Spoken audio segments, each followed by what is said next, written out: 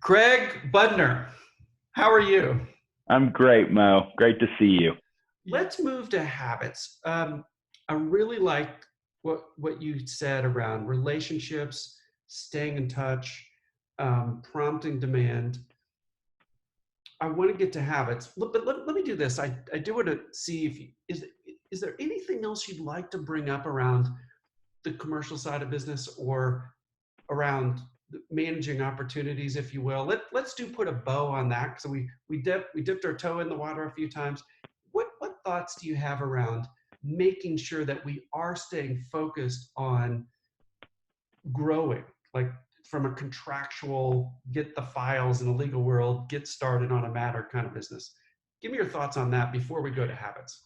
Yeah, I mean it's for companies like ours, for law firms or professional organizations like ours that are truly global. We're used to, as you talked about, flying around and meeting with clients in person. And I think one of the habits we have to reassess is our dependency on seeing people in person or Mm. being able to dial I mean, you think about it, if I'm working with our colleagues in Singapore or Melbourne, Australia, or Milan, I can't dial a tie line anymore. How do I reach them? Like, I may not have their cell phones. So there are some things before we even get to implementing our habits that we've got to step back and say, how do I maintain my communications with my team? Because right now, we're talking almost as if you and I are the Lone Ranger salespeople. That's really not the way it is.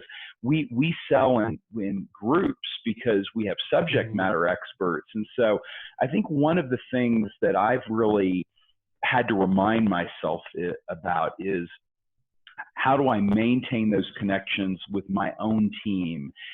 Get reminded of all the good work they're doing to respond to this pandemic, hear what they're getting from their clients and what the concerns are, and then rethinking what our strategy is to reaching out to clients. So that's a piece of, it's almost a pre-habit right now. It's taking an old Mm. habit, which we're accustomed to doing in a certain way, and conforming it to this new time we're in. So that would be one thing I would say. And then I think the rest of the habits that you talk about so effectively in the snowball system and in the grow big training are all there, making lists, but not getting so big and overwhelmed that you've got to reach out to 20 people a day.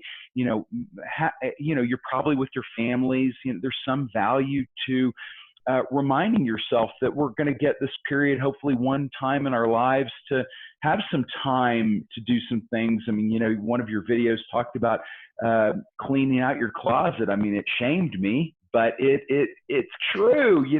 How often do we have to focus on really working on one thing that we in our day-to-day lives don't get to do? So don't have 25 people on a list you want to reach out to. Have three, and be happy at the end of the day, if you use the paperclip system or the M&M system or whatever it is, that you can say, hey, I had a great day, and just keep pushing on the same habits. But the only thing I would say is just think about how you execute your habits a little differently, because right now it's a new world. Well, I think you're spot on, and there's so much good stuff I want to dig into in that. I want to sort of make a statement around habits right now, and I want to get back to some of the methods you use. You mentioned several. Um, I feel like under this frame that we talked about before, that changes are going to happen. Changes are going to happen. And specifically, what I mean is in professional relationships, business is going to be won or lost based on how we act over the next several months. Our clients going to feel special, or they're going to feel forgotten, and how we act with all those folks over the next few months when we're being distracted by hundreds and hundreds of things is really important. So those first couple of days where I was in a fog, I got to admit it. Gabby, my older daughter, said it so well last night. She goes, like, I still feel like sometimes I'm thinking with half a brain, and I'm, oh my gosh, that's how I felt the first couple of days. Like I was just not focused, not really doing anything well, and it was because I was checking social media every couple minutes. I was checking the news app. I had the news on TV all the time. Just the processing of all the change in the way that we're being distracted all the time is amazing. And I think every 5 minute interval we're giving to social media and checking Facebook or LinkedIn or Instagram or watching the news or whatever, versus spending that 5 minutes pinging a client and seeing how they're doing, that added up over the next several weeks or months is really going to make a difference. So comment on, that thought at a high level. And I'd love to hear, like, what are you doing personally to keep focused? Well, I have a separate working space. We came for spring break to Park City, Utah, where we got woken up, as you know, to an earthquake, a 5.7 earthquake. So that was kind of interesting. But fortunately, because I work from here during the year, sometimes I'm set up to have an office and a separate space. But I think it's really important to create physical boundaries around your workspace as best you can. If you don't put your phone aside or your iPad aside, you may go back to some of those habits that we've all had in our old normal. Now we've got different habits in the new normal. So that would be one thing I would say, acknowledging that once you walk outside of your study or wherever your space is, that you then leave some of that work behind. Right now, I'm getting hundreds of emails over the course of an hour or two, and making sure that you're not frantically trying to always. I forget who it is. One of the great. It may be Ryan Holiday. It's either Tim Ferriss or Ryan Holiday. The concept of not always feeling like you got to stay on top of things. When we get anxious, I think we feel like we're accomplishing something by clearing our inbox to zero. And that's really not what I would recommend, or at least I would recommend creating time where you're just picking up the phone and calling your relationships, reaching out to them, calling your internal relationships. One thing I thought I should share, our Seattle office, great office for our firm, and they have been actually a leader in the United States of having to work from home, because Seattle really was the first epicenter for the cases in the pandemic. They have a virtual all lawyers meeting, all staff meeting, all partner meeting. They all get on. It's like a massive Brady Bunch. And they talk about what's going on and how they're reaching out to their clients. It's the nagging rights concept, whatever it is, where you carve out a little time that normally you just have somebody walk down the hall maybe and say, hey, Craig, did you do what you said what you were going to do? This creates kind of a virtual nagging rights that allows you to separate from our instinct to just, I'm sure a psychologist would say you were nesting or whatever it is when you get anxious and you clean out a closet or you fix a car or you do, one project. But that isn't always, that's usually an isolationist tactic, a more of a communal tactic like the one you're doing. And, some of the great ideas that I'll let you share that you've had of bringing people together to have conversations like this.